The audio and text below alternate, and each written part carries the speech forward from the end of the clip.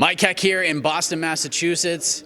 It's time to have the conversation everybody's been asking me about for the last couple of weeks. When are you going to talk with Jon Anik? When are you going to talk with Jon Anik? I figured, let's wait till we're in person. Let's wait till we're one more sleep from UFC 292. And Jon, before we get into the big storylines heading into tomorrow, what does this mean to you? We're back in Boston.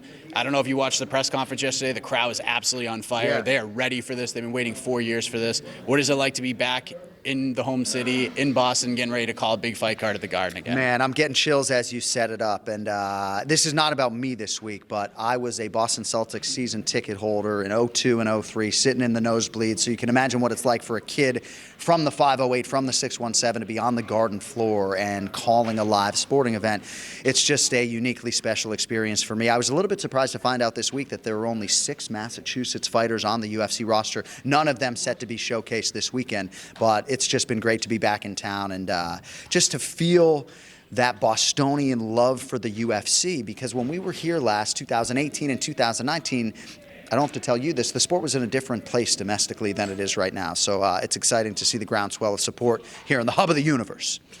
No actual local talent, as you said, on this card, but I feel like Sean O'Malley's become kind of an honorary New Englander on this card. So many people at the press conference are wearing the Sean O'Malley wigs. Yeah. He was over like Rover, got a big pop when he got announced, and now he's getting ready to challenge Aljamain Sterling for the bantamweight title. And John, in a lot of people's minds, this fight on paper just screams like Aljamain Sterling has so many advantages, but Sean O'Malley just keeps bringing up destiny, like it's meant to be. No matter what the stylistic matchup is on this day, on this night, I will not be denied. What have you made of the build this week between Aljamain Sterling and Sean O'Malley? Yeah, I mean, I could go 5 minutes for you right now on this fight. There's so many different fascinating layers and angles to it. One of the commissioners did suggest, though, that Sean O'Malley should have probably gone with the entire green hair in Boston to really align with the masses. And I do think Ian Machado Garry has a little bit of love here from the Irish men and women as well.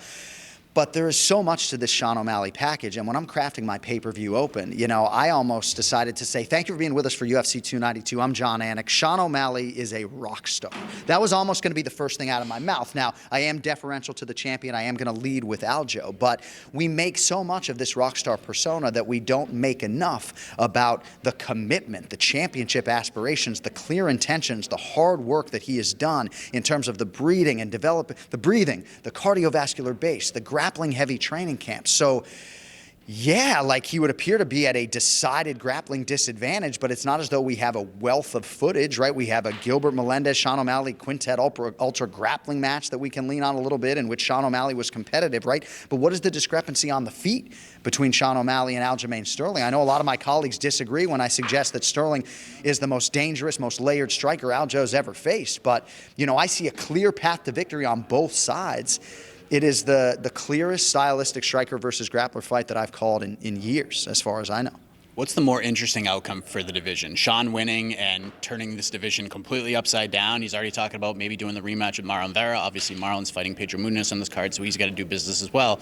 Or Aljamain winning, vacating, bumping up, and trying to fill in the gap on who's going to fight for the vacant title, especially with this division being as deep and as competitive as it is. Yeah, it's a good question, albeit a tricky one for the play-by-play guy to answer. I do believe that if Sean O'Malley can add a UFC bantamweight championship to this package that he already has right now, he can vault into total superstardom. And I think to get to a McGregor level is probably ambitious, right? But to suggest that Sean O'Malley could maybe be a top 15 profile athlete in the United States of America or the world is not out of the realm of possibility. People really gravitate to him. His 23-minute media scrum, I thought, had a lot of mastery in there, just in terms of short answers, still being thoughtful. So I do believe that, promotionally speaking, the biggest fight we can make in December in this bantamweight division, to be sure, is Sean O'Malley versus Marlon Cheeto Vera. I would probably go Sandhagen if he's healthy, even if Cheeto wins this weekend. But having one of your biggest superstars as a champion is a huge boon for the company. And as much respect as Aljamain Sterling has from his peers and guys like me, there's a huge disconnect between him and the fans, and I think that could provide a little bit of a wedge when it comes to positioning him for a super fight. And shout out to Merab Dwalishvili for showing up to the presser with the jacket, just sprinkling in, trying to plant those seeds. A lot of hype around this fight, John, but Zhang Weili fighting Amanda Lemos, I feel like nobody's talking about this fight, and it's really bizarre because Zhang, most people feel like she's at the peak of her powers right now, and Amanda Lemos can shut anybody's lights out in that octagon. This is flying way under the radar, is it not? Yeah, so a lot of people have said to me, why is Amanda Lemos getting the title fight? And it's just turn on the film, right? She has knocked fighters down and out in the UFC with both hands. She has choked fighters unconscious in the UFC. She is just an offensive force, and her style is the reason why she's getting this title fight. Yeah, she's won a few fights in a row since the Jessica Andrade fight, but her ability to deliver the dramatic is why she is getting this opportunity with respect to the other strawweight contenders. But I agree, I thought you set it up very well when it comes to Zhang Weili. Even though I wouldn't put her on the pedestal that my broadcast partner DC does as the single greatest athlete of all time, wow, she's one of them. Like, she is just, when you hear training partners and coaches talk about Zhang Weili and how we haven't even seen 10% of what she can actually do, she's a total freak athlete, married to the game, doesn't even begin to describe it. You know, she hunkers down at the host hotel, doesn't even go out and see the city. And I do think she has far more paths to victory in this fight. I think she's probably going to play the wrestling and jiu-jitsu game. Amanda Lemos has hired a new jiu-jitsu coach, so she's got submissions as well. But I do think you're right that for whatever reason, this fight hasn't gotten the shine that it deserves. And the division is going to be really interesting in the aftermath with Jon Anik and Tatiana Suarez, and we'll see what happens there. Two last things I want to touch on because I know you got to get out of here. Ian Machado Garry, again, over in Boston, the fans were very much into him. The internet community, not so much based on the press conference, but man, did he get Neil Magny all fired up. This thing is built up way more than I thought it was going to be. I didn't think we'd get Neil kind of going to that darker place where he's talking a little bit of trash. What have you made of these two guys, the build that they've had in a very short amount of time? Probably the number one storyline of the week. Neil Magny suggested in our fighter meeting he's never fought a man for whom he's had so much rage. And this was before the press conference when essentially he called him out to the world for allegedly like hitting his kid, which of course Neil Magny has suggested he didn't do.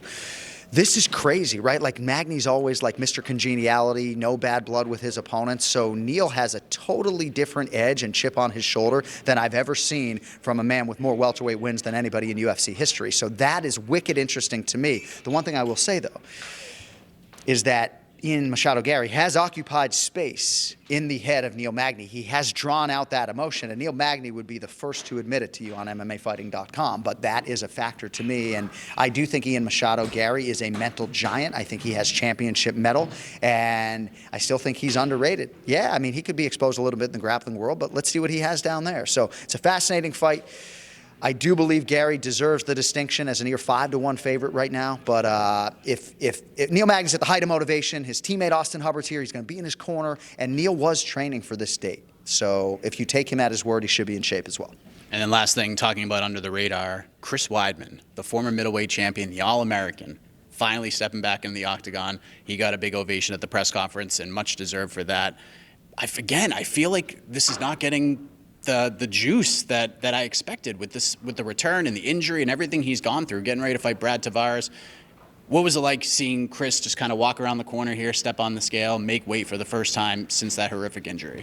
It's been emotional all week. You know, I'm particularly connected to that team. Ray Longo is one of my best friends in the world, has his own segment on my podcast and has for almost 9 years, right? So I sort of fill up with tears when I see Chris, and he definitely had his emotions triggered by that Boston crowd. You know, his father suggested to my twin brother that Chris really needed that lift up from the press conference crowd. He just got through the fight before the fight. It seemed to be a pretty arduous weight cut. You know, it's probably different making 86 when you're 39 as opposed to 37. So I think it's going to be an emotional walk for Chris. I'm a little bit surprised that he's as big a betting underdog just given the matchup. But Brad Tavares has an edge to him this week as well. Like, he's not taking any of the bait when it comes to the Weidman return or whether or not Chris is going to throw the leg kick. I also think intangibly this whole Hawaii disaster for Brad Tavares is going to be something that motivates and inspires him as well. So I'm not seeing minus 258 for Brad Tavares. I think that's pretty swollen, but we'll see what Weidman can do. I know a lot of sharps out there salivating, seeing plus 210 next to the name of the former middleweight champ. We'll see.